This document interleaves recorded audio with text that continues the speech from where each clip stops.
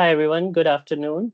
Welcome. Thank you for joining us today for this webinar in the Spark webinar series. We're excited to have you here and look forward to an engaging, informative session. My name is Kamran Tariq. I am the program manager for Spark Hub. We are a BARDA accelerated network hub focused on advancing medical countermeasures for pediatric populations. Before we begin, just a few quick housekeeping notes. This webinar is being recorded. However, we will stop recording for the Q&A session, so please do not hesitate to ask questions. If you have any questions at any point during the talk, feel free to drop them in the Q&A box. We'll address them at the end of the talk. During the Q&A session, please use the raise hand function if you'd like to ask a question directly, and we'll call on you. With that, I'll hand it over to our speakers for today. All right, thank you very much. Hi, everybody. My name is Josh Hartle. And we're happy to present to you today as Keytech designers. And let me launch into slideshow. So there's two of us going to be presenting here. You'll see me on the bottom of the screen now. My name is Josh Hartle. I'm a senior industrial designer and partner at Keytech. Been with the company close to 7 years now, but experience for a couple decades before that. Been excited to focus on medical device design in these past 6.5 years. Hand off to my colleague Chet Laro for now. Hi everyone, I'm Chet Laro. I'm also a senior industrial designer and specialist at Keytech. I've been with Keytech since 2012. In that time, I've worked on a range of number of different devices within the medical and health science, life science industries, from large benchtop diagnostics to emergency medicine, drug delivery devices, and at-home med tech. So as an industrial designer at Keytech, we really get to do both the traditional aspects of aesthetics and form development, but within the medical sphere, design-wise, also really important to be an advocate for the user through the product development cycle, which we'll be talking about today. So a little bit about where we work. Keytech is a product development firm located in Baltimore, Maryland. And again, we have expertise in developing diagnostic platforms, medical devices, and life science equipment. We've been in Baltimore for operating for 27 years. We have a large multidisciplinary team of both engineers and designers under one roof. We have 95% return rate on clients, who will flash in a minute here, but through these product development cycles have a number of patents and inventions that come through this product development cycle and methods. Unique to Keytech is that everyone here is an owner of the company, which is unique kind of in this product development space. On the next slide, here we just, again, an overview of kind of the more select breakdown of disciplines that are under Keytech's roof. So team breakups for development cycles usually incorporate mechanical engineers, computer engineers, electrical, as we are working on electromechanical large devices, so things that have complex systems related to them. Josh and I are a part of the human factors and ID team, and then we have supporting roles for engineering technicians and quality and regulatory. So just a snapshot of the type of clients and industries that we're working for. We see kind of a range from small startups in university settings to large multi-international pharma companies and diagnostic companies. So just a handful of some that we are continually working for on here, and give you a sense of the industries that we are working in. So the big main topic today is that Josh and I want to emphasize is that as product developers, we are still not users of the devices that we are designing. for the most part. I think that's probably safe to say 99% of the time that we are not the intended user group for the clients that are coming to us with items that need to be designed. So this whole discussion of today is to describe our methods of including those users from kind of the end-to-end product development cycle. So to start with, I think it's important to just look at the end-to-end product development cycle that Keytech follows. So on this next slide, you'll see kind of starting from creative planning all the way to commercialization launch into kind of three larger buckets of de-risking, development, and commercialization. So Keytech, we handle the full end-to-end engagements, but we also frequently will target specific areas or segments along that phase, whether it's just looking at the creative planning of understanding problems, de-risking portions of an existing device that may be running into implementation issues, or formal prototyping of a client coming to us with an idea already that is in kind of designed already, but needs user input and to be put in front of users. So we're not always working end to end, but we want to mention that we do kind of truncate along the way as well. So where does user-related activities occur kind of within this spectrum? And the kind of the high-level answer is that it can occur anywhere along that timeline, and it's not the user involvement is not exclusive to only the early stages, and it really should and can be utilized throughout this continual support development cycle. So we follow and implement user activities within kind of three segments that ensure that really the human component is understood and maintained through de-risking, development, and commercialization. Again, these are iterative cycles, and they can happen throughout these sections. So there's not really a formula for where you want to do this. You could be going through discovery, research phases in the creative planning and doing design and evaluation up until feasibility, but these three segments are also occurring in formal development within alpha and beta stages where you're under design controls. And then furthermore, you could have a product that it has been launched, and then you want to do that post-market surveillance and kind of discovery work in that portion of the spectrum as well. So just again to emphasize that it's not exclusive to that early on, and really we should be including the human and the users throughout the entire product development cycle.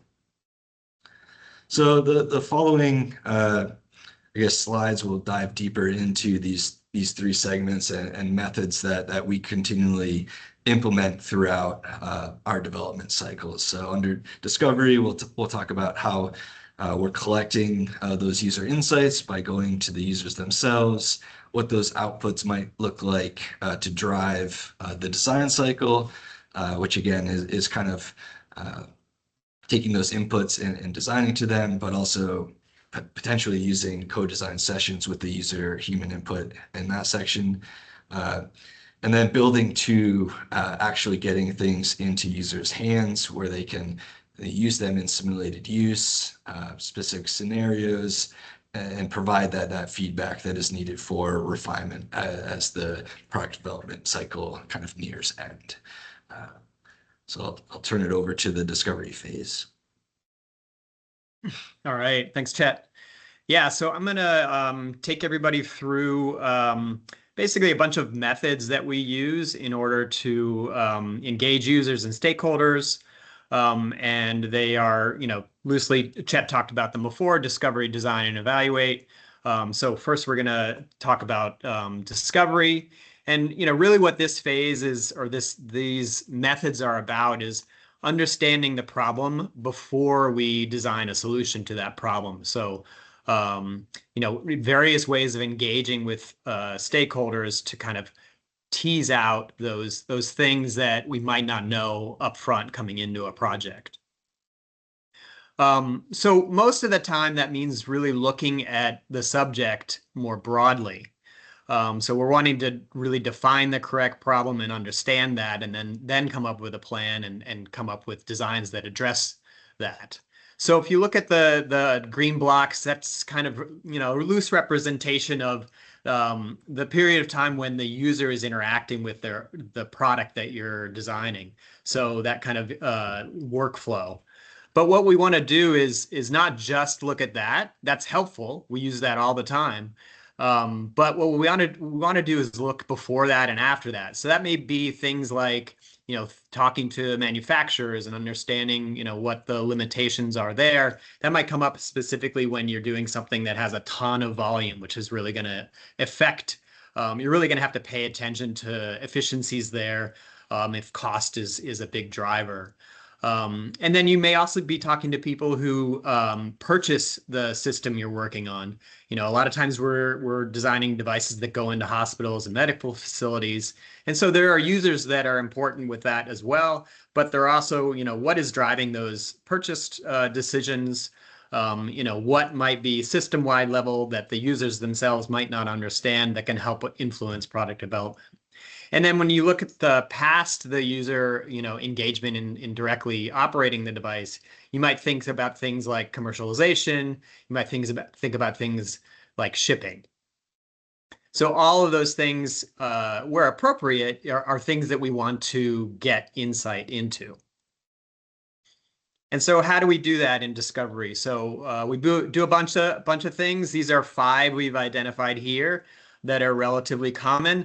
And I think that the top 2 on that right side are the ones that we're going to dive a little deeper into. So those are observational data collection and interviews that we do with users and stakeholders. So other things that we do less often are focus groups. So focus groups are good, particularly when you have a short amount of time. So that may be budget restraints or just timeline restraints. So you can get a bunch of people together. You need to watch out for biases. You need to watch out for people who really run that group. Or, you know, if it's not a group of equals, you know, you can watch out for managers for kind of dominating the conversation there. So we don't use it as often, but on occasion where kind of the right scenarios are involved, we'll use it. Diary studies are something that we do on occasion when a product is used over a longer period of time. Think about this: if something is used at home, a device is used at home over time, we may want to understand how that is used over that longer period of time. And so we can ask people to write things down, maybe fill out a survey they get a ping for, even take videos of themselves and get those back to us. And then surveys, you know, sometimes you do want to get quantitative data and get quantitative insights from users. This may be when you're trying to decide kind of like a feature set. So, you know, there's a bunch of things you can do, but maybe you want to see across 100 people, you know, what comes to the top and what is really valuable. You can also pair things together and do a conjoint survey and, you know, evaluate things, not just solo, but, you know, taking into other factors like cost and, you know, time to market, that kind of thing. So as I mentioned, on the next couple slides, I'll focus on 2 of these methods. These are the ones that we probably do most often here at Keytech. So one is an observational method where we are going into a site where a product that we're designing is being used. So the example we have is a point of care device. And so we went into various places where this could be situated. And so, you know, whether those were private practices, you know, big primary care offices or emergency departments. And we went in and looked at where this device might actually be housed. And we can see operators working with devices that are similar. And so we can talk to them about, you know, what they like and don't like about analogous devices and other devices that are just in that environment. And we can also understand things like, hey, this thing is going to sit on the shelf with or on a workspace with a bunch of other things next to it. There's not a lot of room on either side to like put things down. And those are great insights for us as we're designing products. So we're really immersing ourselves here and getting to know the setting as well as a little bit of users. We frequently are able to talk to people on these evaluations, these sessions as well. And then VOC interviewing is probably our most common practice for getting user and stakeholder touch points. So what we're doing there is we're really immersing ourselves there with them, talking to them for an extended period of time, because they are the experts. They are the people who have to work with these things day in, day out. It lets us kind of tease out things that we might not learn in something like a survey, because we're there, we're interacting with them. These are semi-structured interviews, so we develop a protocol, a bunch of questions that we know we want to ask them, but we also leave space in order to be able to kind of probe things, nuggets that we see, or just something that a particular stakeholder might share that we really want to follow up with and get a little more depth on. So it's a bit of a flexible format. We do these in person a lot, but we also do them virtually. Started doing that more in COVID, and it's worked out well. And typically you really need to just talk to 7 to 10 people to kind of get a general sense and start to see themes develop, start to see kind of common things that can help you in development.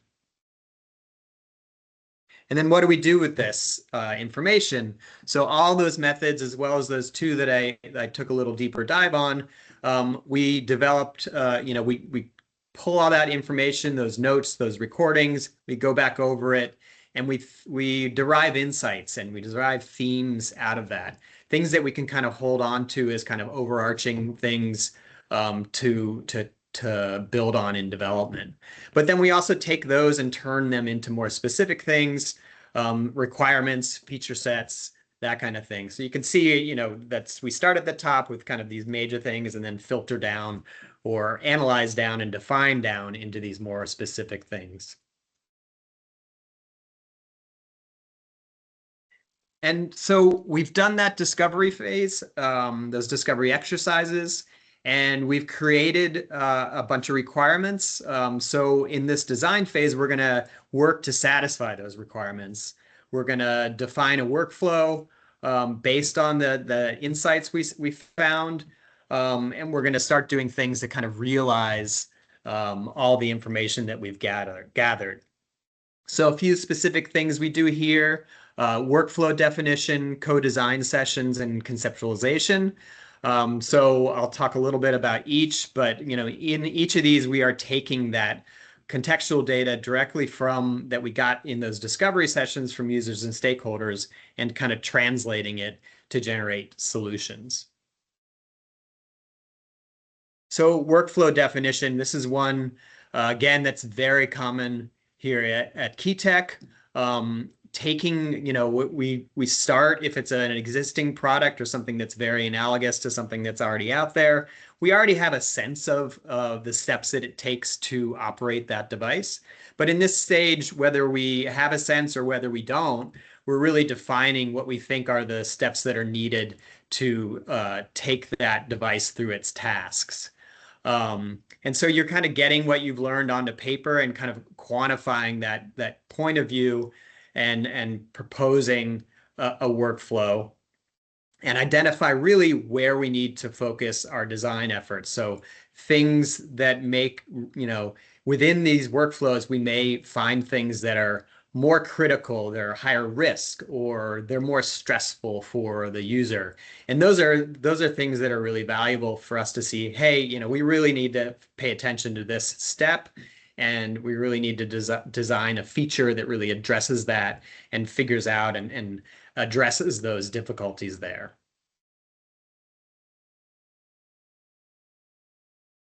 So the other thing we do is our co-design sessions. And so we kind of bring those stakeholders that we may have already talked to. They may be the same people, or they may just be the same groups of people. And we bring them into the creative process. So we're going to kind of set things up so that they don't have to do all the work for us, but they can kind of be part of the process. Again, they are the experts, And so, we bring kind of an assemblage of things that may be off-the-shelf parts, maybe really crude mock-ups that have different options that we can kind of swap in and out. And we interact with those users and stakeholders to kind of build upon a basic idea of the product. They're not going to design the final thing for us, but they can provide this kind of really unique value with all that knowledge they have of being people who use this kind of product in a day-to-day environment.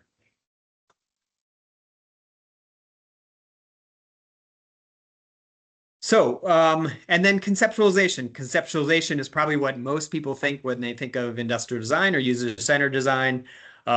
People sitting and sketching and making models, and we do that, but it is really just part of what we do. And so we are taking in this method, in this function, we're taking kind of everything we've identified and for problems and maybe those rudimentary solutions we got in those co-design sessions, and we're bringing it all into one.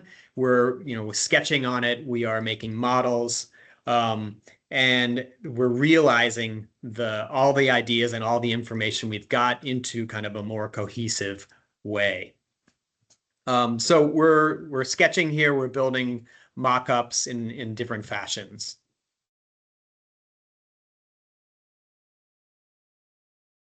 And now we get into evaluation. And so we want to take the designs that we've come up with in the previous phase and kind of get them in front of users again, and get them in those use environments and really evaluate them, and build on those foundational knowledge, but really be able to kind of address it with real feedback to refine and make the design better.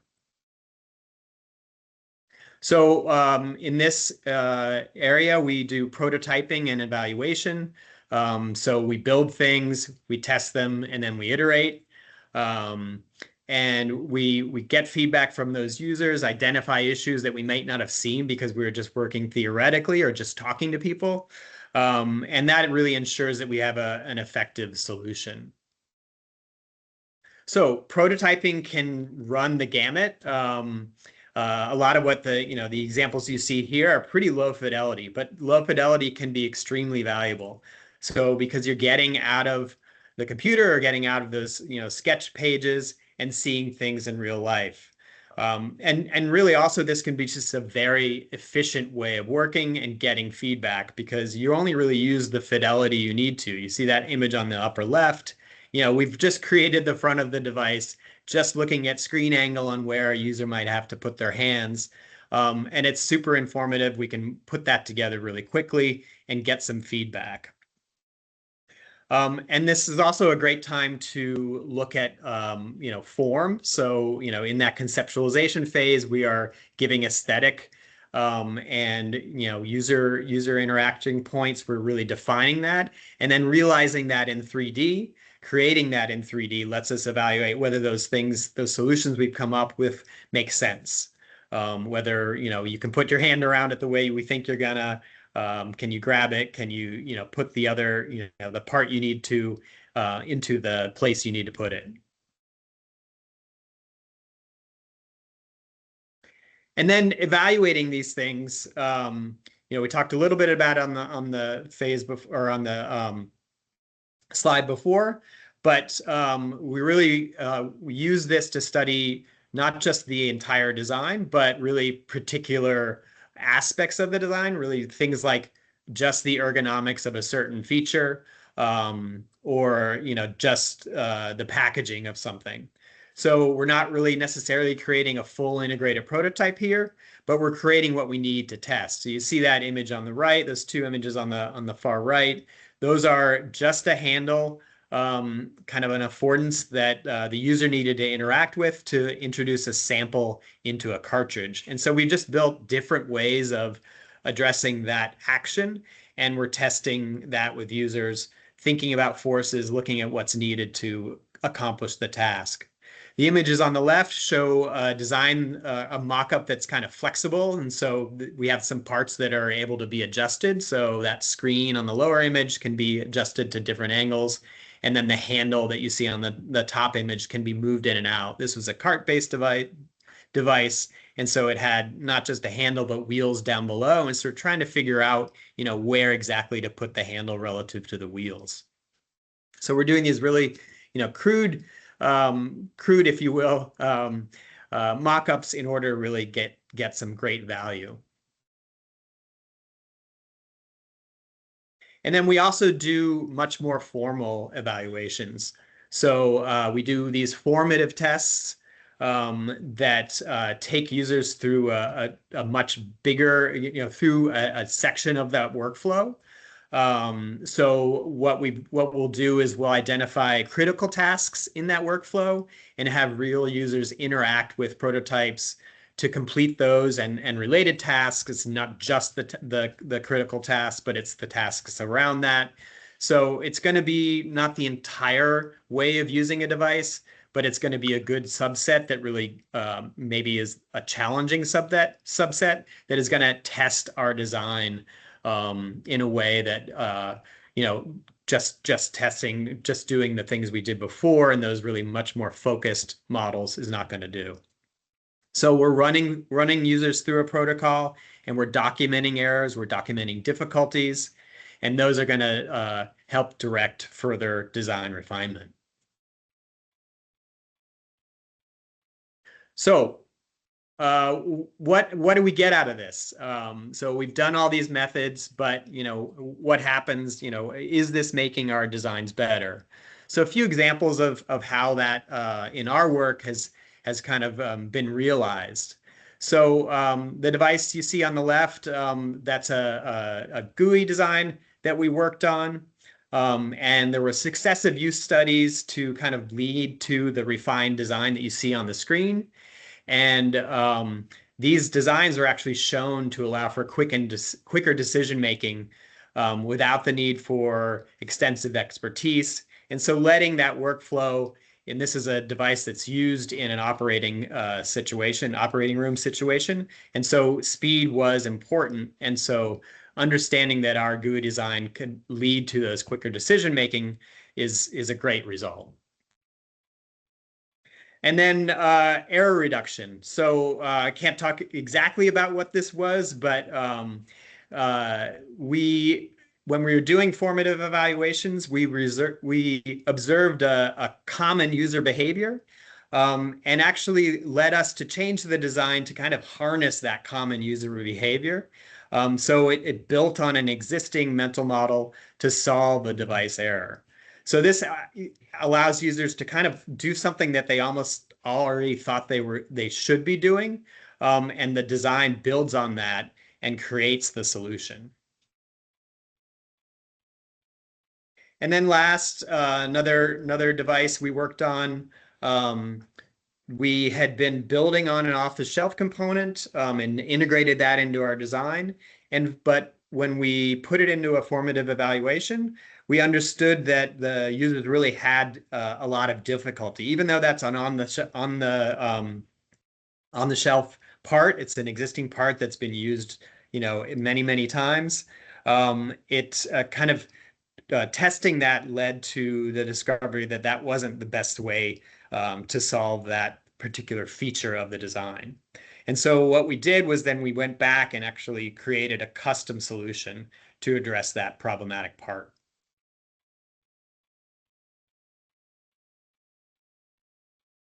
So I guess as kind of a wrap up to the things that we just talked about, we call it user-centered design here at Keytech. There's a lot of other names out there you'll see, but it's really not about the name. What it is about is involving users, involving environments, involving stakeholders in your development cycles. Getting those touch points in, getting that knowledge in to help you design whatever you're working on.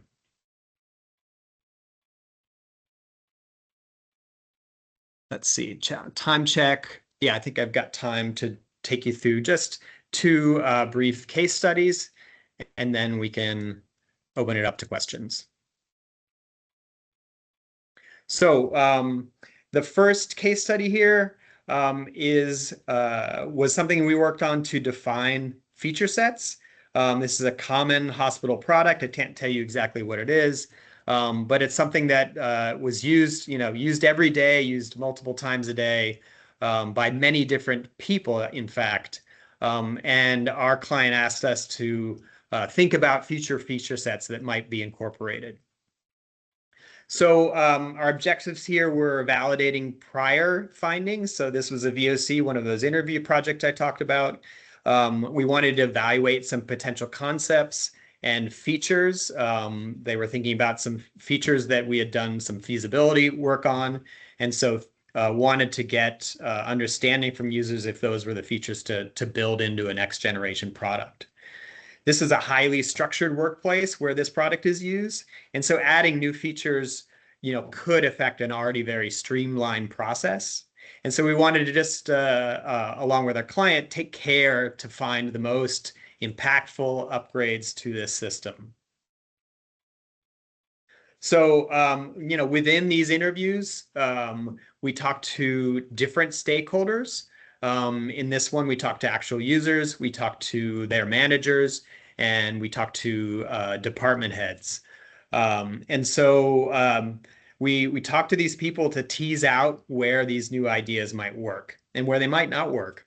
So, various things we did, we talked to, just understood a baseline of what they did every day. We did a feature sort where we showed them a bunch of features and had them kind of pull out ones that they liked and didn't. We also talked about workflow, made sure we understood that and where these features might change that. And then we really took a deep dive on those features themselves, looked at some preliminary space claims. Space claims, if you're not familiar with the term, is just how big the thing is and where are the major components. So we took a look at that based on these new features that might be included. And then we also did at the end a system comparison. So identifying, this idea has these 4 features, this other idea has only 2. How do those rate? What if you're looking at everything together, what is your preference there? And so what we learned was kind of a preferred feature set. And we established, a kind of a directive for our client to move forward in development. But one key learning was, well, some of these features, they were more kind of technical and electronic features in a product that wasn't very electronic or didn't even have anything like power or battery before. So what we understood was that they were technically possible, but they were deemed to be almost excessive and not really desired. They created too many other things to solve or other ways that they had to be integrated in. Thinking about, one in particular I remember was just charging in a device that never had to be charged before. So it really, while these things were technically feasible, they really weren't desired. And so we saved our client a lot of money. They didn't really have to go into those more technical features. They could just focus on kind of next level enhancements to the product. And then this last case study is another VOC project where we actually vetted some early ideas. And this was an existing product that we were thinking about making, or the client was thinking about making a portable version of. So we wanted to gain opinions of patients, specifically who use wheelchairs and who are living with a medical condition. And so we talked to them and also their caregivers. Methods here, we're talking just generally about their condition, thinking, trying to understand their daily life, dealing with this issue, talking to them about existing solutions that they're already using, and then having them evaluate these early ideas that we had come up with. And again, going back to one of the earlier points on prototyping, these were not working prototypes, but they had a few different features. Parts could be plugged into other parts. Tubes could be attached and detached. We could put the thing on the wheelchair and take it off. So those were really, key points where the user was involved that they were able to evaluate, even though the thing, didn't actually do the task that it was designed for in that prototype stage. We also did a small GUI evaluation, just some feedback to the user, understanding what they might want to see there, and then had them do some forward thinking about their ideal product. So outputs here, we were able to just focus the design effort. Keytech was asked to pursue this and take it to a next phase where we built a functional prototype. We were able to get further funding and start that next product or next project with this work as its foundation. So that's what we've got as far as prepared content, but we're happy to answer questions now.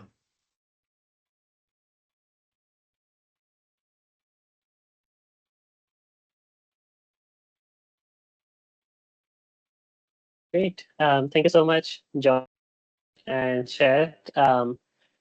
Floor is now open for questions. If you have any questions, please feel free to put them in the Q&A box or just raise your hand and we'll call on you directly.